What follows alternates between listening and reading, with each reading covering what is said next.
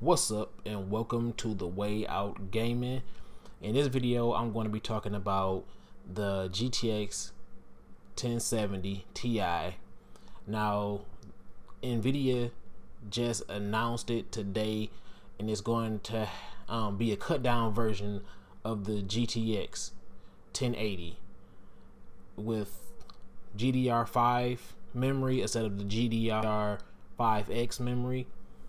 And the board partners, they kept basically all the same stuff on it as the GTX 1080 chipset.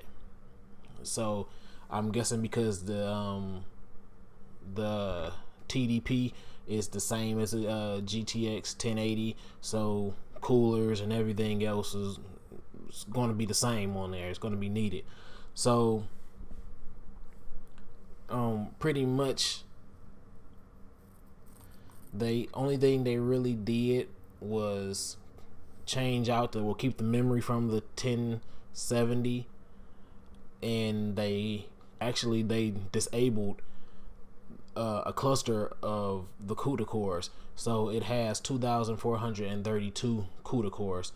And as far as the memory bandwidth, it is 96 gigabytes lower than the 1080s, which I don't know, but hopefully that means that it's not going to be as strong as a 1080, because I bought my 1080 a couple months ago and it was like almost 600, and this one I believe is supposed to be like 440 something, $49 or something like that. So I could have pretty much just got this one, but who really cares or whatever. I don't really gain too much on my system, which I don't know, the next game I get might be on the PC because I don't have a Elgato, so I can record gameplay on my systems, so I might get it on the PC.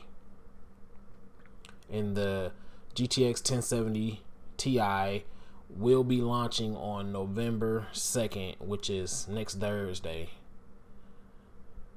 and it looks like pretty much everybody's coming out with their different SKUs of it.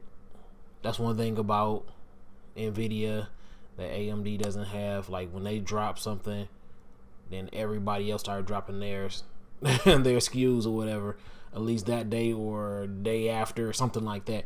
So they have Asus have a Strix version of it, 8 gigabytes, GDR5, everything.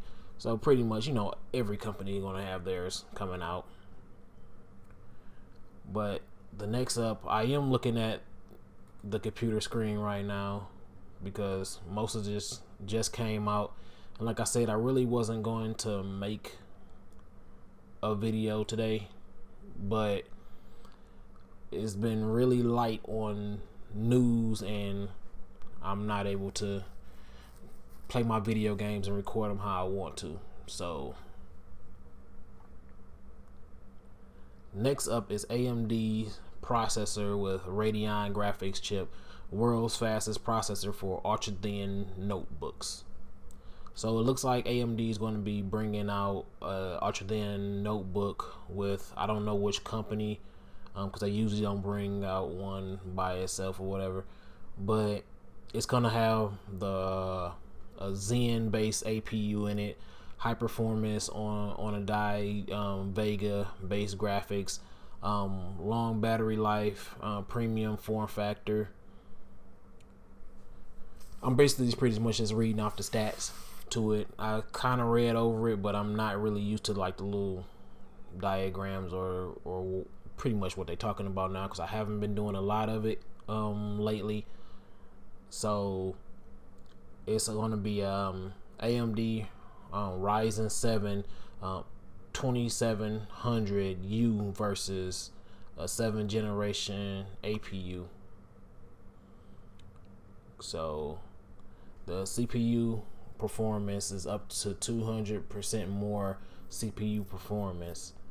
The GPU performance is up to 128 more GPU performance. Power is up to 58% less power.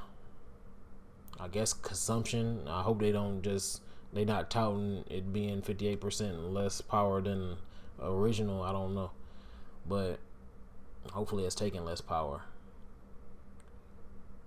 Okay, it's a great mobile experiences, ryzen processors with Radeon graphics, Vega graphics.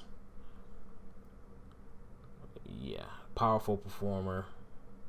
Pretty much only thing you need to know is say it's powerful performer. I went down and kind of looked over some of the for the gaming, some of the tests they did for the gaming. Pretty much is not really getting over 50 frames per second. So I mean, I guess it's still good for a laptop. That's which is not really a gaming laptop. I don't believe it's a gaming laptop. I think it's just an ultra thin laptop. So I guess it's good for ultra thin laptop too. And it does have new precision boost too in AMD Sense MI technology. So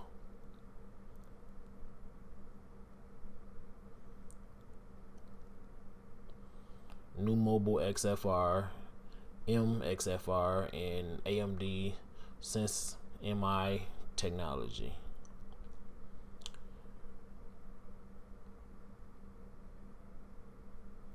So the Cinebench scores is Cinebench R15 1T is 144, and the Cinebench R15 NT is 719.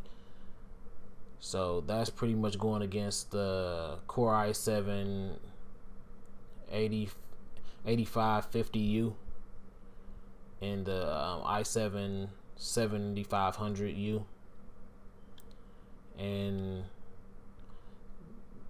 both of them are pretty much winning in the Cinebench R15 1T, but the Cinebench R15 NT, the Ryzen just kills it.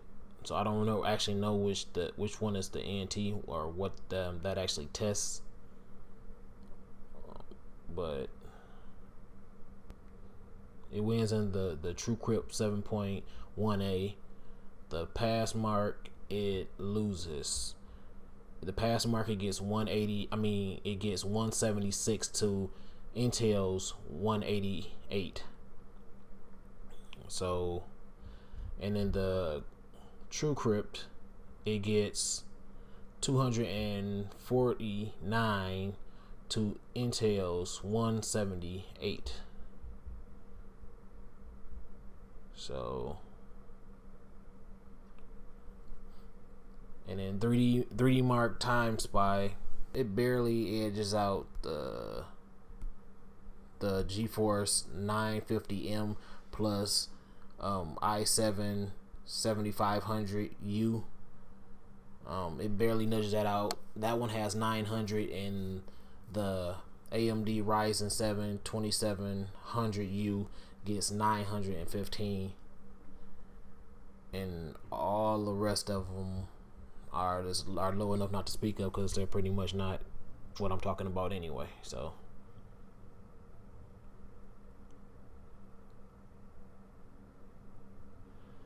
let me see. And gaming performance, it got over 60 frames in Overwatch. It got 66 frames in Overwatch, and that was on 720p.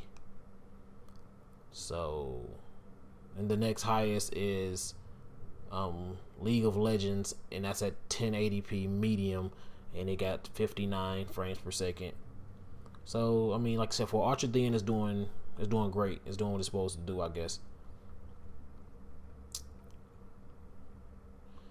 So that is pretty much it for the video. I will be putting all of this one in the video, and like the other stuff from the 1070 Ti, I won't really be putting that in the video because everybody pretty much already knows about it. It's going to have the same body types. It's pretty much going to come out in all the same body types that the 1080 came out in. So it's not going to be really anything new. It's just going to be some not even pretty much new hardware. It's just touring down 1080 hardware.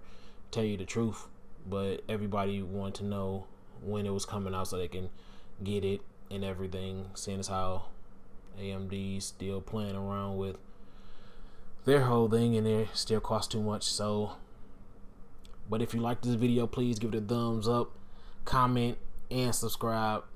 And I'll see you next time. I'm out.